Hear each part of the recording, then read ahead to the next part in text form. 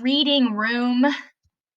So this is basically the entrance into the library's research area, and hundreds of books are delivered for use in the main reading room. So there's about 70,000 books in the main reading room reference collection. So you can see through here are all the books. So, just imagine sitting in here with a huge group of people and just researching things. That is what this room is used for, which is pretty neat. All right, so now we're going to go to the house office buildings. So I apologize if you hear Evie snoring. She is very fast asleep behind me right now. So the Cannon House office building is the oldest congressional office building, and it also has a rotunda. So if this looks like the Capitol building, then yep, you're right. It has the same type of style here. And you can see, once again, it definitely looks a little bit different though, but even the floor, look at how shiny and everything the floor is. So it's just very well put together. So hold on a second. I can tell you about it while I'm waiting here. So it was completed in 1908, and like I said, it is the oldest house office building. So after this building opened, all of the House of Representatives had an office for the first time in nation's history. So it is home to lots of offices and things like that.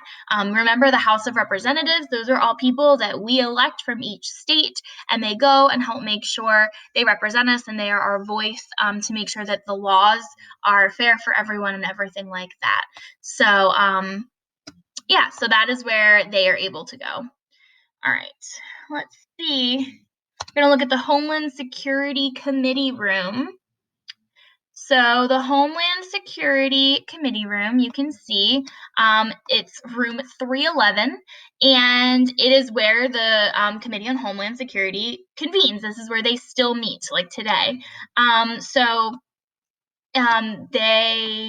It is obviously very comfortable. They're all sitting in like a big circle so they can all talk, and there is space for like audience and things like that.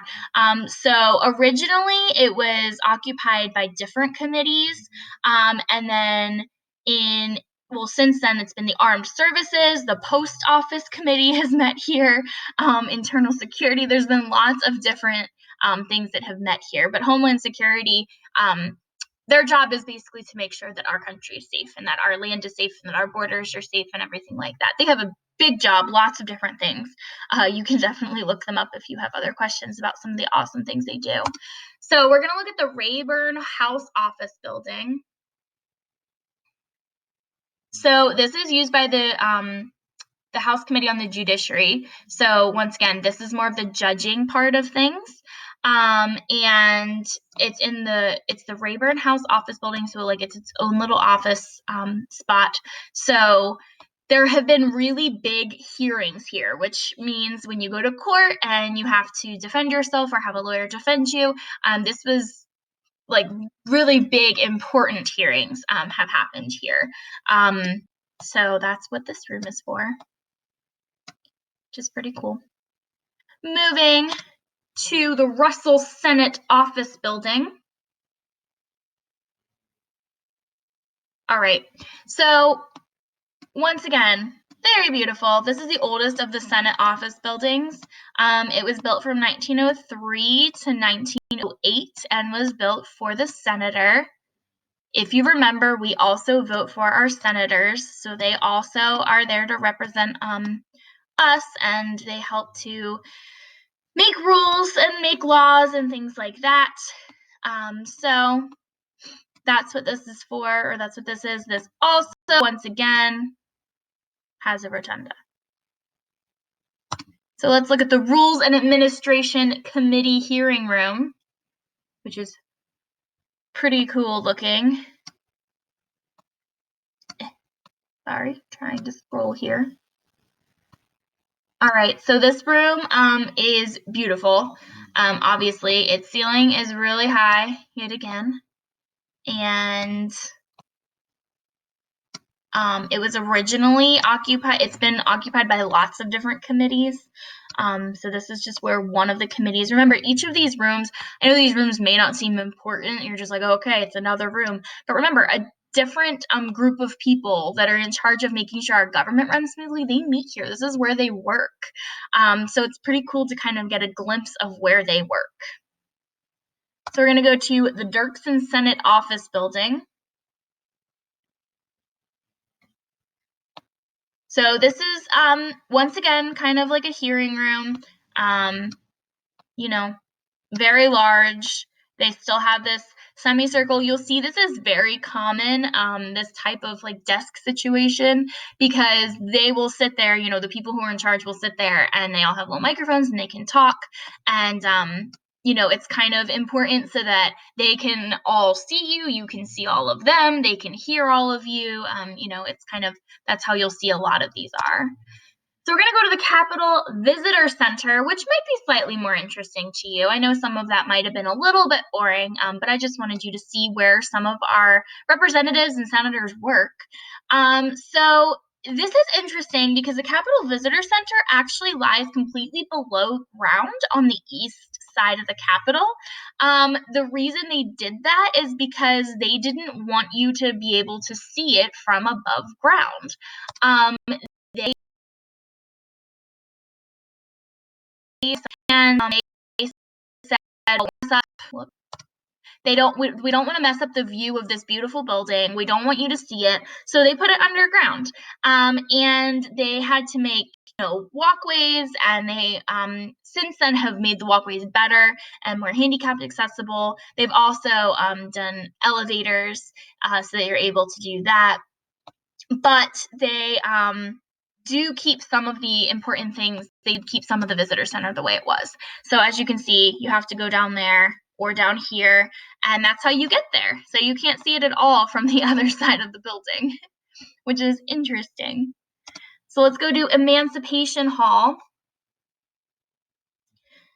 So this is obviously very beautiful, and we're gonna get to the some of it, and this is all the visitor center. So you are able to go here and get to see this if you're ever in Washington, D.C. They also have some of the National Statuary Hall collection. So if you remember, we saw all those statues in that other room. Some of the statues are also here in this hall, which is pretty cool. So they're kind of scattered all throughout. So this is kind of an educational place. You're able to, you know, learn a lot. And this was named to recognize the contributions of the slaves who actually helped to visit or to help to build the U.S. Capitol. So that's why it was named that. Emancipation is freedom. We talk about emancipating the slaves. The slaves were freed. So that is why this is called this. So this is where you actually can explore the only exhibition in the world which is dedicated to telling the story of Congress and the U.S. Capitol. So there's also a restaurant in here. You can't see it, but it can seat, I think, like 550 people. And you can see documents in here. You can see all kinds of different things. So this is kind of just the hall to get to all of those places. So as you can see, there's steps there. But like I said, it was named that in honor of the people who helped to build this, who were slaves.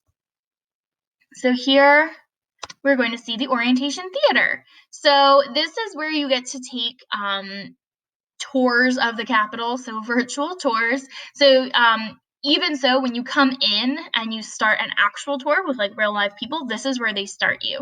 So you watch like a 13 to 15 minute film, and it kind of tells you a little bit how the government was established, and it tells you about the Capitol. So it's sort of like a movie theater, and you sit here for 15 minutes, and that's how they start you out.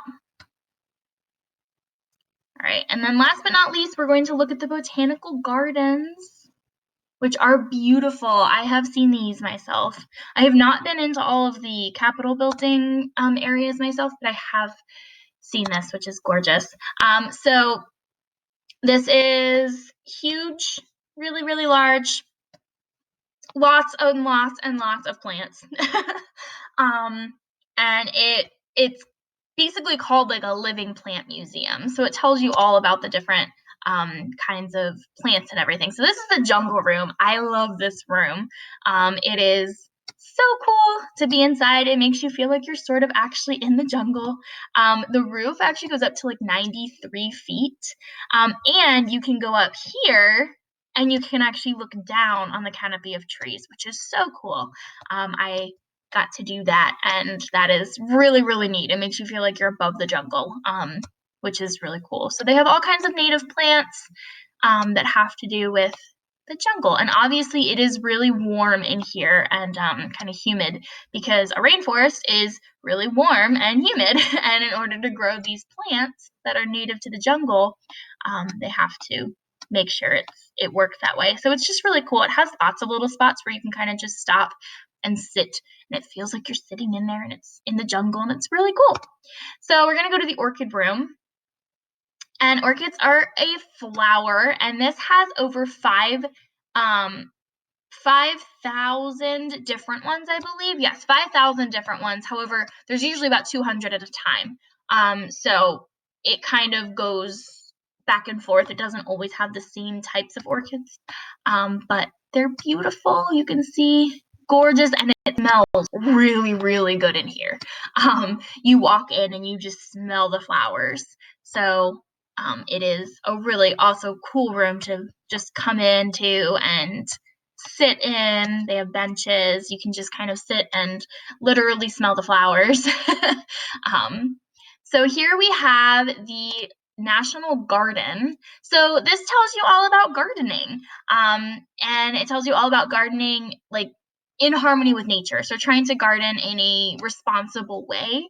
And it opened in it began in 1988 and it opened in 2006. So it has a fountain.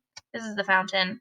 And it is like a water garden. So it has like lily pads and things like that, depending on where you go. And it has all different kinds of things, which is pretty cool. You get to learn about gardening, you get to learn about plants.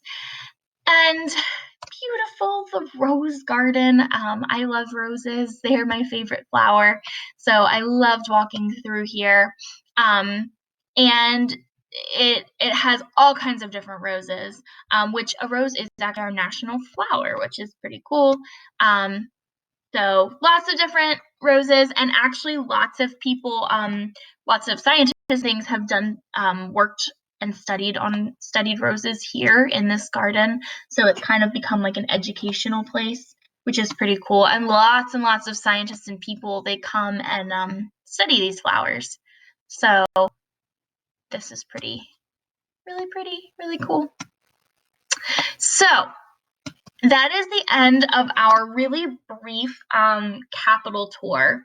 And there is another website where you can really examine and look at the different buildings, because we only went to a few of the buildings in this section, and we only got to see some of the rooms. There is another website where it goes really in depth, and you can actually like click on each of the buildings, and some of them will let you take like a three-dimensional tour. Some of them will just let you look at pictures. Because of our time constraints, I didn't do that website just because I knew we didn't have a ton of time, and it probably would have taken definitely 2 days to do. So I am going to post a link to that website. I'm going to post a link to this website. This is Virtually Anywhere, and it's the U.S. Capitol Tour, and it's called the U.S. Capitol Highlights Tour because, it only shows certain parts of the U.S. Capitol. However, like I said, I'll post this website and I'll post the other website in case you want to explore some more. So I hope that you learned something, and I hope that you got to, just enjoy getting to see some parts of our U.S. Capitol building. And the buildings surrounding it, like the library and everything. I know that it is a really, really awesome site, and hopefully you'll get to go someday in person if you haven't already gotten to go. But in the meantime, this is our virtual tour. So I hope that you enjoyed it, and I'm looking forward to hearing and seeing what you um, and that is all I have for today. So I will see you next time. Bye, third grade.